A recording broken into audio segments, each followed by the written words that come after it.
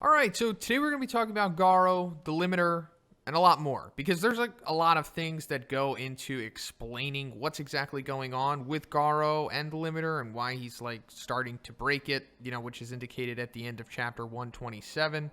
And this is pretty important because, first of all, it's the limiter. This is like the apex of power within the series and, the reason why Saitama is as powerful as he is. And this is also, I guess, like the second time it's ever mentioned in the series at all. And it's not just like a character talking about it this time. It's straight up narration. It's like one himself pretty much saying that, yeah, Garo's limiter is starting to break. So it's not like an estimation by someone. This is actually happening. So let's explain, first of all, what the limiter is, and then we can start to go into why Garo is actually starting to break it. So Dr. Genius says that every living being has an intrinsic limit to its growth, because too much power becomes unbearable and overwhelms the person and could turn them into like a mindless rampaging monster, or as Psycho says, he could just straight up kill you, which we'll get into everything that she said relating to this topic as well. But the mechanism for that stuff is just called a limiter. So like the power system within the world of One Punch Man has like a level cap to it, basically. And when I'm talking about the limiter, I usually compare it to like playing an MMO, because in MMO you can get to the level cap, which let's just say in that game is like 100. And when you get there, you're pretty much one of the strongest players in the game, and you'll see that everyone else who has reached that cap, if they've maxed out all of their stats or got all the best gear or whatever, they're all the strongest players as well. But no one can go above level cap 100. Well, let's just say that if you just grinded hard enough in that MMO, like way beyond anyone else, you can start to break the level cap in the game and then begin to go into level 101. And then you can keep going into like level 120, level 1000, level 1 million, so on and so forth. That's basically what's happened with Saitama during his training. He reached level 100 and then he kept training harder than everyone else. This takes special individuals, obviously, considering that there's so many other outrageously powerful characters within the series, but only Saitama has removed his limiter, or at least as far as we know. So once he reached 100, he broke his level cap, started to going to level 101, and so forth, and he's probably, I don't know, level 1 billion, who knows right now, but he's, certainly way further along than everyone else in this MMO who is stuck at level 100. But with the case of Garo, during his fight with Darkshine, he has reached level 100 and is starting to go into the territory of breaking into level 101. Now, while both of these characters have reached the point of breaking the level cap, they both had entirely different journeys getting there, because we know that Saitama did the whole 100 push-ups, sit-ups, squats, and the 10-kilometer running every single day. And also he fought monsters and stuff like that, which we'll get into, but it was mainly Saitama taking the long, super hard grinding route to just, through sheer effort, as Dr. Genius says, he was able to break his level cap, removing his limiter. And it took Saitama about a year and a half to do this. He says, after about 1.5 years, he noticed 2 changes about himself. He lost his hair, became strong. Losing the hair was signifying the limiter removing. And then he had like another year and a half to go further into his limitless power. So, he started at level 101, and that's why I'm saying that he could be at like level 1 million, 1 billion, whatever at this point. Who knows how far he has come since he's removed his limiter. But the difference between him and Garo in doing this is that while it took him a year and a half, it took Garo about a couple days. So it took Saitama so long because Dr. Genius says that he was ordinary. He had an ordinary birth, ordinary life. He's just a normal person with no talent or potential.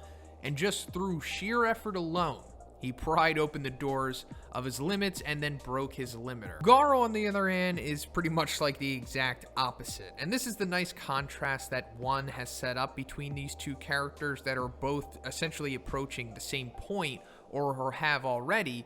Because Garo is like a genetic phenom, pretty much. I mean, it goes back to what Dr. Genius was talking about when he was explaining Monsters and Heroes, when he says that there are heroes that are born with the power to like oppose monsters. They have the potential to become strong and eventually obtained their power through talent or hard work. And Garo has like the best of both worlds. He's talent and hard work. because he's gotten this far by apparently forcing himself through suicidal training, dojo challenges, as well as the hero hunt. So that's just the beginning of him already, far exceeding Saitama, just through a couple days, because, the talent and the potential and all of that, along with hard work. And it's also stated by Psychos, aka Garo, that Garo had even greater potential than Orochi, who we know had some pretty good inherent potential, since I guess he was like the only person that Psychos was able to find that was able to withstand the revival from death power boost mechanism, aka the Zenkai boost, that allowed him to break through the various walls that it took to get to the point of, I guess, above dragon where Orochi was. It was also stated that he was a quote-unquote martial arts genius, the way that Garo was as well. And considering that Garo is above him, we're looking at a super special individual here.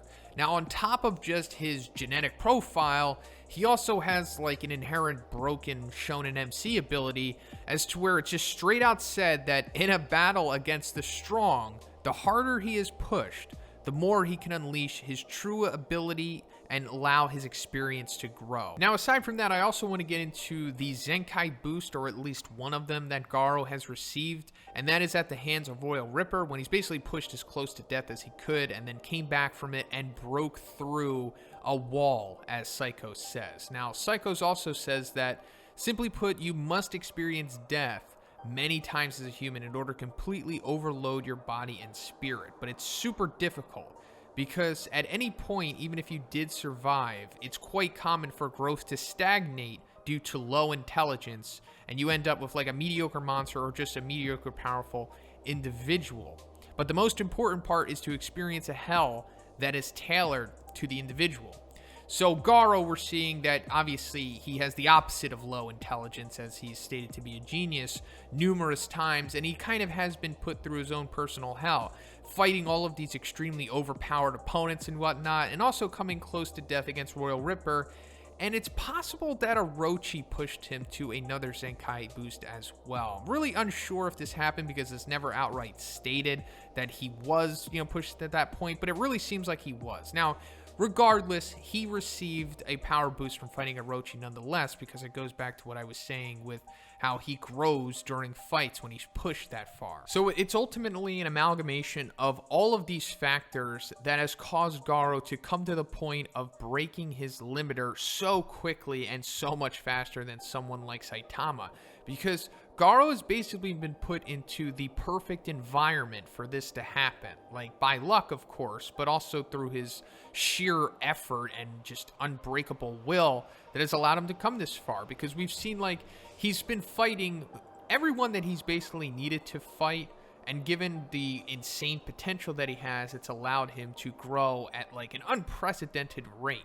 Because he's been pushed in almost all of his fights, or all of his significant fights. Like, it first really started against him and Tank Top Master, and then we saw he was kind of pushed by Watchdog Man, but that fight's kind of an outlier. But when we see him start to go against Death Gatling and his crew, we see Garo start to push further. Then he's, pushed again by Genos, and it's really at that point that we see him push further than he ever has. And that's when he's really starting to grow, because, like it's stated, that in a battle against the strong, the harder he is pushed, the more that he can unlock his true ability, as well as his experience, and grow. And then after Genos, of course, it only gets more difficult, because he runs into Bang and Bomb, and we see that he grows even further from that.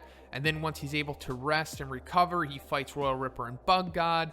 And then after that, he gets the Zenkai boost, so that's just growing him extraordinarily after that. Then he's going against Overrun Rover, going against Orochi, and then finally it all culminates with him going against Darkshine, one of the strongest S-Class heroes, and allowed him to get to that level 100 level cap and start to break it and begin to have the ability to just go into level 101. So it's just this insane gauntlet that Garo has ran just in like a couple days, which is basically like a hell tailored to his individual being, as well as with his inherent potential, the genetics, the genius factor, and along with, a little Zenkai boost dashed on there in the mix of it all. This has caused Garo to speed run the ability to remove his limiter, which took Saitama about 1.5 years. So that's pretty much it for the video today, guys. Let me know what you think about this one. What do you think about the limiter? What do you think about Garo reaching that mythical legendary place? And also, if you liked it, please give it a like. I also have a Patreon. It gives you access to a weekly Q&A. And if you haven't already, please subscribe as well. Have a great day. I'll see you in the next one.